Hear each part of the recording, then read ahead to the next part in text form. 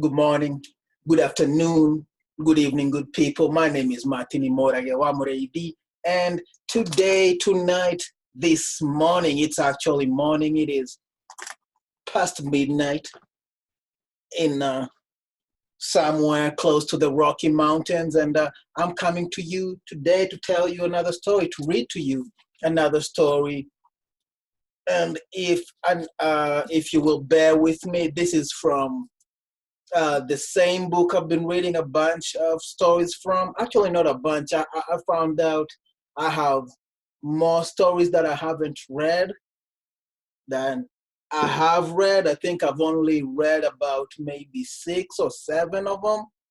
And there's a total of about 18, maybe 17 stories in here. And so I'll be going on a blitz between the next 24 to 48 hours. So, keep an eye out for my videos. If you're not subscribed to my YouTube channel, subscribe, because that's where the good videos are gonna be going, the good quality videos. I'm gonna edit this video a little bit. If you're watching this on Facebook, this is not the official version. This is just to keep me accountable and stuff, you know. Anyway, it's about Milton Erickson. And anyway, one morning in August 1919, 17-year-old Milton Erickson, future pioneer in hypnotherapy and one of the most influential psychologists of the 20th century, awoke to discover parts of his body suddenly paralyzed. That doesn't sound good already. Good people, this is one of the, I'm sorry, this is one of the best stories I read. I forgot to say this. This is one of the best stories I've read in this book. Martin Luther King Jr. has a story over here. I'll read it probably next in a few hours. When I wake up, give me a second, good people. Think you're prepared? No.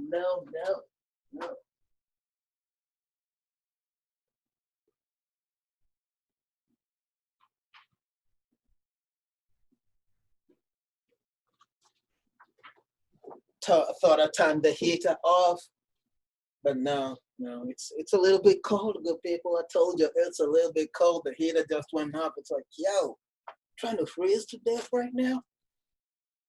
Anyway, one morning in August 1919, 17-year-old Milton Erickson, future pioneer in hypnotherapy and one of the most influential psychologists of the 20th century, awoke to discover parts of his body suddenly paralyzed. Over the next few days, the paralysis spread. He was soon diagnosed with polio, a near epidemic at the time. As he lay in bed, he heard his mother in another room discussing his case with 2 specialists the family had called in. Assuming Erickson was asleep, one of the doctors told her, "The boy will be dead by morning." His mother came into his room, clearly trying to disguise her grief, unaware that her son had overheard the conversation. Erickson kept asking her to move the chest of drawers near his bed over here, over there. She thought he was delusional, but he had his reasons. He wanted to distract her from anguish, and he wanted the mirror on the chest positioned just right. If he began to lose consciousness, he could focus on the sunset in the reflected mirror, holding on to this image as long as he could. The sun always returned.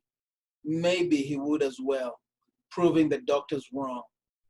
Within hours, he fell into a coma. Erickson regained his consciousness 3 days later. Somehow, he had cheated death, but now the paralysis had spread to his entire body. Even his lips were paralyzed. He could not move or gesture, nor communicate to others in any way. The only body parts he could move were his eyeballs, allowing him to scan the narrow space of his room.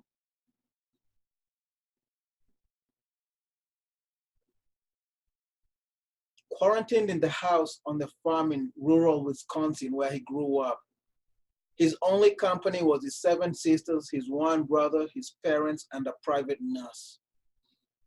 For someone with such an active mind, the boredom was excruciating. One day, as he listened to his sisters talking among themselves, he became aware of something he had never noticed before. As they talked, their faces made all kinds of movement, and the tone of their voices seemed to have a life of its own. One sister said to another, "Yes, that's a good idea."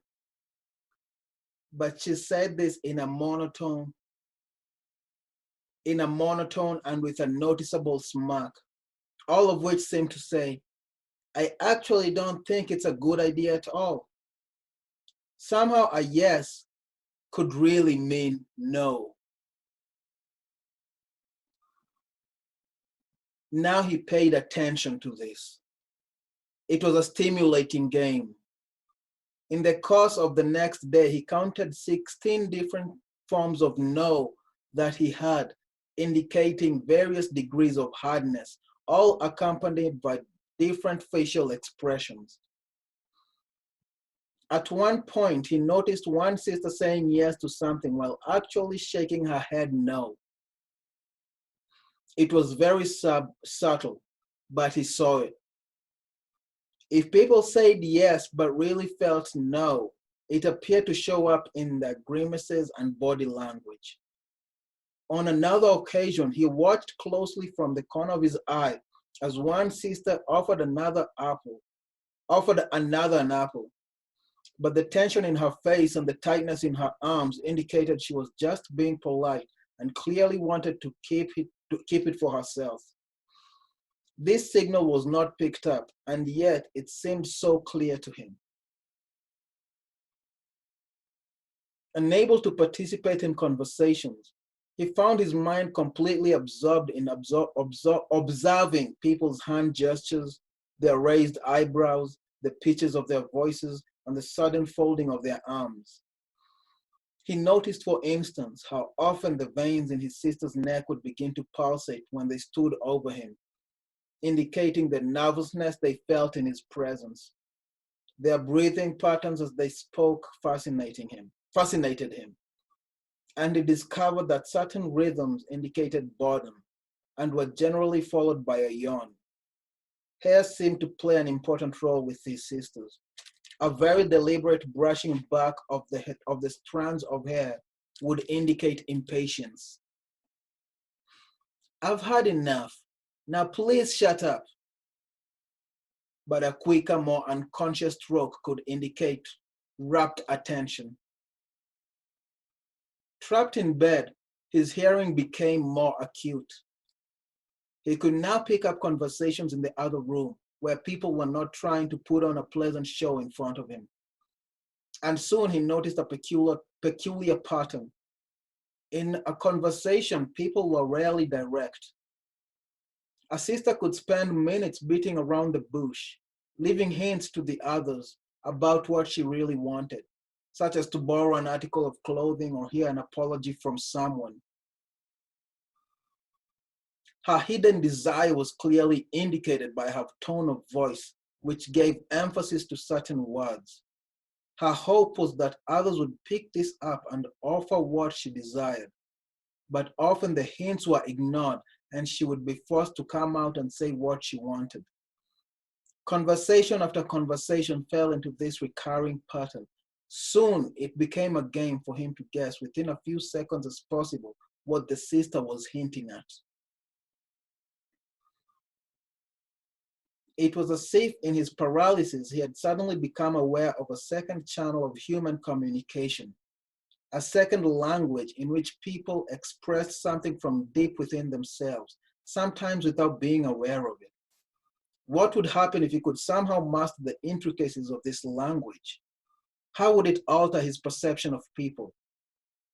Could he extend his reading powers to the nearly invisible gestures people made with their lips, their breath, the level of tensions in their hands?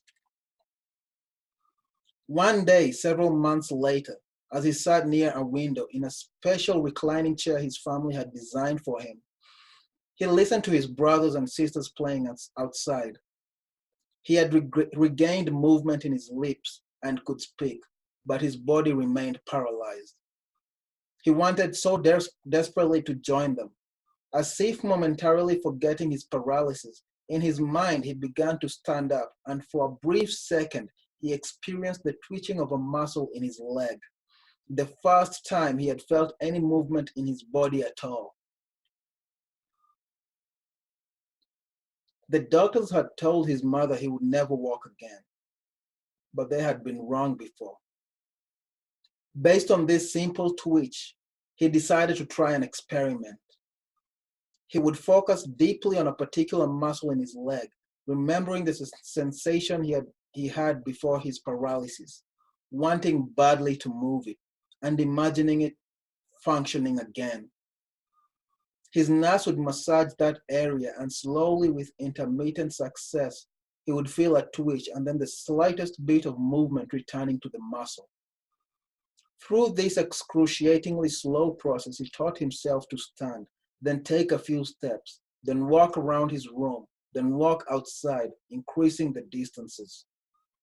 Somehow, by drawing upon his willpower and imagination, he was able to alter his physical condition and regain complete movement. Clearly, he realized, the mind and the body operate together in ways we are hardly aware of. Wanting to explore this further, he decided to pursue a career in medicine and psychology, and in the late 1920s, he began to practice psychiatry in various hospitals. Quickly, he developed a method that was completely his own and diametrically opposed to others trained in the field. Almost all practicing psychiatrists focused largely on words. They would get patients to talk, particularly going over their early childhood. In this way, they helped to gain access to their patients' unconscious. Erickson instead focused mostly on people's physical presence as an entree into their mental life and unconscious. Words are often used as a cover-up, a way to conceal what is really going on. Making his patients completely comfortable, he would detect signs of hidden tension and unmet desires that came through in their face, voice, and posture. As he did this, he explored in greater depth the world of nonverbal communication. His motto was, observe, observe, observe. For this purpose, he kept a notebook, writing down all of his observations. One element that particularly fascinated him was the walking styles of people, perhaps a reflection of his own difficulties in relearning how to use his legs. He would watch people walking in every part of the city. He paid attention to the heaviness of the step. There was the emphatic walk of those who were persistent and full of resolve, the light step of those who seemed more indecisive, the loping, fluid walk of those who seemed rather lazy, the meandering walk of the person who lost in thought. He observed closely the extra swaying of the hips or the strut that seemed to elevate the head, indicating high levels of confidence in a person. There was the walk that people put on to cover up some weakness or insecurity, the exaggerated masculine stride, the nonchalant shuffle of the rebellious teenager. He took note of the sudden changes in people's walk as they became excited or nervous. All of this supplied him endless information about people's moods and self-confidence. In his office, he placed his desk at the far end of the room, making his patients walk toward him. He would notice changes in the walk from before to after the session. He would scrutinize their way of sitting down, the level of tension in their hands as they grasped the arms of the chair, the degree to which they would face him as they talked. And in a matter of a few seconds, without words being exchanged, he had a profound reading on their insecurities and rigidities, as mapped clearly in their body language. At one point in his career, Erickson worked in a ward for the mentally disturbed. In one instance, the psychologists there were perplexed by the case of a particular patient, a former businessman who had made a fortune and then lost everything because of the depression. All the man could do was cry and continually move his hands back and forth, straight out from his chest. Nobody could figure out the source of this tic or how to help him. Getting him to talk was not easy, and it led nowhere. To Erickson, however, the moment he saw the man, he understood the nature of the problem. Through this gesture, he was literally expressing the futile efforts in his life to get ahead and the despair this had brought him. Erickson went up to him and said, "Your life has had many ups and downs." And as he did so, he shifted the motion of his arms to up and down. The man seemed interested in this new motion, and it now became his tic. Working with an occupational therapist on site, Erickson placed blocks of sandpaper in each of the man's hands and put a rough piece of lumber in front of him. Soon the man became enthralled with sanding off the wood and the smell of it as he polished it. He stopped crying and took woodworking classes, carving elaborate chess sets and selling them. By focusing exclusively on his body language and altering his physical motion, Erickson could alter the locked position of his mind and cure him. One category that fascinated him was the difference in nonverbal communication between men and women and how this reflected a different way of thinking. He was particularly sensitive to the mannerisms of women, perhaps a reflection of the months he had spent closely observing his sisters. He could dissect every nuance of their body language. One time, a beautiful young woman came to see him, saying she had seen various psychiatrists, but none of them were quite right. Could Erickson possibly be the right one?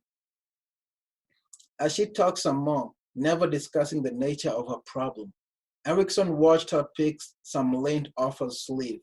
He listened and nodded, then posed some rather uninteresting questions.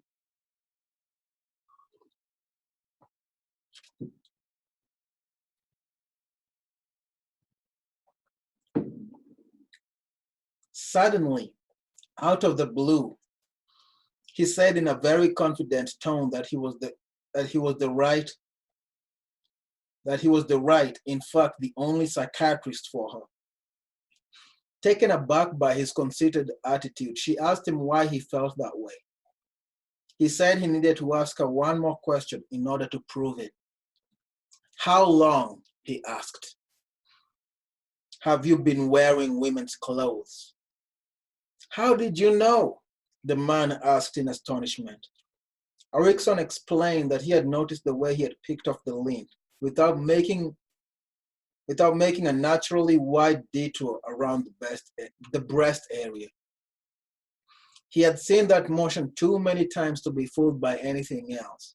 In addition, his assertive way of discussing his need to test Erickson first, all expressed in a very staccato vocal rhythm, was decidedly masculine. All of the other psychiatrists had been taken in by the young man's extremely feminine appearance and the voice he had worked on so carefully. But the body does not lie. On another occasion, Erickson entered his office to see a new female patient waiting for him. She explained that she had sought him out because she had a phobia of flying. Erickson interrupted her. Without explaining why, he asked her to leave the office and re-enter. She seemed annoyed but complied, and he studied her walk closely, as well as her posture as she settled into the chair. He then asked her to explain her problem. My husband is taking me abroad.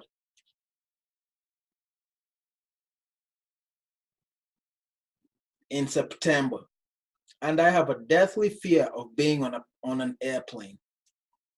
Madame, Erickson said, when a patient comes to a psychiatrist, there can be no withholding of information.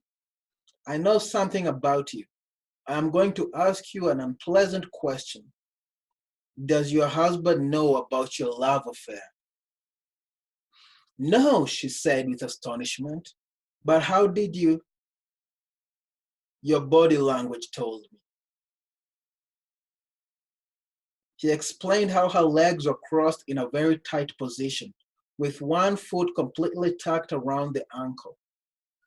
In his experience, every married woman having an affair locks her body up in a similar way. And she had clearly said abroad, instead of abroad, in a hesitant tone, as if she were ashamed of herself. And her walk indicated a woman who felt trapped in complicated relationships. In subsequent sessions, she brought in her lover, who was also married. Erickson asked to see the wife of the lover. And when she came, she sat in the same exact position, the same exact locked position, with the foot under the ankle. So you're having an affair, he told her. Yes. Did my husband tell you? No, I got it from your body language. Now I know why your husband suffers from chronic headaches. Soon he was treating them all and helping them out of their locked and painful positions. Over the years, his observation powers extended to elements of nonverbal communication that were nearly imperceptible.